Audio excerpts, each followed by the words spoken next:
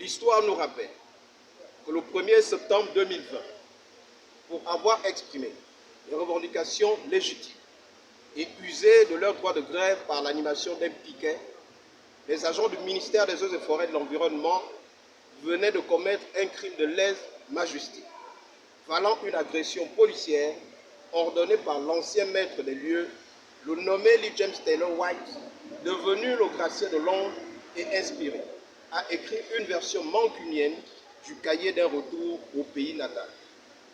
Sa gestion aura été marquée par l'inconsidération du facteur humain, une démagogie professionnelle et l'aptitude inégalée de faire croire et dire aux plus hautes autorités ce qu'ils voulaient. De lui, nous retiendrons un enlisement de l'administration dans des malversations bien orchestrées et dont la seule limite n'aura été que le coup de force salutaire du CTRI le 30 août 2023, renversant un régime dont l'appétit du pouvoir pour le pouvoir avait conduit à la généralisation d'une gouvernance piteuse et à la clochardisation des agents publics. L'histoire nous le rappelle, mais nous ne pouvons rester prisonniers de la désolation passée. Par l'espérance, nous choisissons d'admettre qu'il y a un temps pour tout.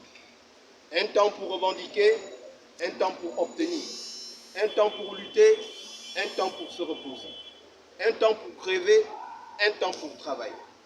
C'est tout le sens de la déclaration prémonitoire de ce jour. Si le gouvernement de la transition accepte la main que nous lui tendons. Pour y parvenir, nous réclamons du gouvernement en priorité la solution définitive aux revendications essentiellement sociales ci-après. Le paiement des salaires illégalement suspendus de 29 agents en 2021. Le paiement des primes légiférées des deuxième et troisième trimestres 2023.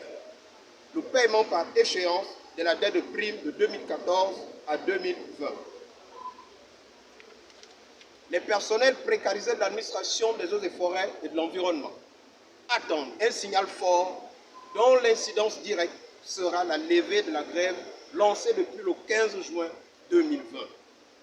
Dans cette si longue attente dont nous voulons enfin l'issue, nous informons l'opinion du dépôt ce jour d'une demande d'audience auprès du Premier ministre, chef de gouvernement. Puisse le Très-Haut conduire la transition de notre pays. C'est enfin notre essor vers la félicité. Fait à Libreville le 13 novembre 2023, le président du SYNAPEF, Didier Atom Iban.